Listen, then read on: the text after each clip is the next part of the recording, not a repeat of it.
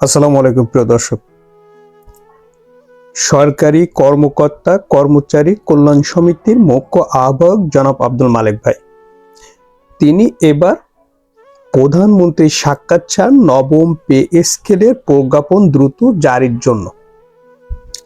আজকে তাদের একটা মিটিং বা সভা ছিল, সেই সভা থেকে সংবাদ সম্মেলন বলেন যাই বলেন, সভা থেকে এই আহ্বান জানানো হয় দ্রুত প্রধানমন্ত্রীর সাথে দেখা করে নবম পে স্কেল বাস্তবায়নের যে উদ্যোগ নিয়েছেন এই উদ্যোগটাকে স্বাগত জানাতে চান এবং বিভিন্ন রকমের যে গুজব চালাচ্ছে বিভিন্ন পত্রিকা, ইউটিউব চ্যানেল, যেটা হোক না কেন এটার বিষয়েও বলতে চান। তাছাড়া প্রধানমন্ত্রীর দিক নির্দেশনায় নবম পে স্কেলের গেজেট দ্রুত বাস্তবায়ন চান, এমন তথ্য কিন্তু প্রকাশ করেছেন। আমি সাইটে স্ক্রিনশটে সেই সাইটে স্ক্রিনশটটা দিয়ে দিচ্ছি। গুজবে কান দেবেন না, এটা আমি বারবার বলছি। কারণ হলো যে সরকার 5 মাস আশায় তারা নবম পে স্কেলের মতো একটা সিদ্ধান্ত নিতে পারেন, এত বড় অর্থনৈতিক চাপকে এই সিদ্ধান্তটা তো নিতে পেরেছেন। এখন বিষয় হলো গেজেট প্রকাশ করে এটা বাস্তবায়ন করা।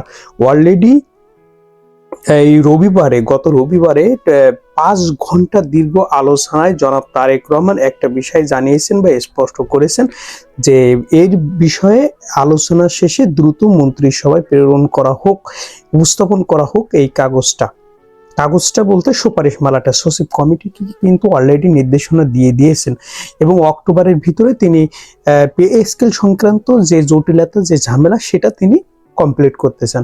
কিন্তু এখানে প্রশ্ন হলো মালেক ভাই কেন দ্রুত প্রজ্ঞাপনটা জারি করতে বলছেন? কারণ এই পে স্কেলের আশায় কর্মকর্তা কর্মচারীদের মধ্যে একটা আশার সঞ্চার হয়েছে। এখানে কর্মচারীদের বেশি সুবিধা হয়েছে বা সুবিধা হতে যাচ্ছে, যে কারণে এই বৈষম্যটা দূর হচ্ছে এবং আপনার পে স্কেলের কথা শুনে বাজারে নিত্য প্রয়োজনীয় দাম বৃদ্ধি পেয়ে গেছে অলরেডি, যেটা নিম্ন এবং মধ্যম শ্রেণীর কর্মচারীদের ক্রয় ক্ষমতার বাইরে আস্তে আস্তে চলে যাচ্ছে।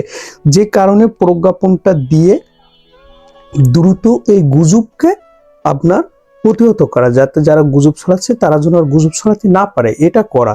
যে কারণে আরো যে দিক নির্দেশনাগুলো আছে বা প্রস্তাবনাগুলো আছে, চাহিদাগুলো আছে, দাবিগুলো আছে, যৌক্তিক দাবি, ন্যায্য অধিকারগুলো আছে, এইগুলো সংবলিত মালেক ভাইয়ের নেতৃত্বে তারা চান 2 মিনিটের জন্য হলেও প্রধানমন্ত্রী জনাব তারেক রহমানের সাথে দেখা করে আমরা তাকে ধন্যবাদ জানাতে চাই দেশের এই মুহূর্তে যে তিনি সিদ্ধান্ত নিয়েছেন পে স্কেল দিবেন, এর জন্য ধন্যবাদ জানাতে চাই আর দ্রুত প্রজ্ঞাপনটা আমরা চাই, যে কারণে তার সাক্ষাৎ চাই, এমন তথ্য কিন্তু প্রকাশ করেছেন।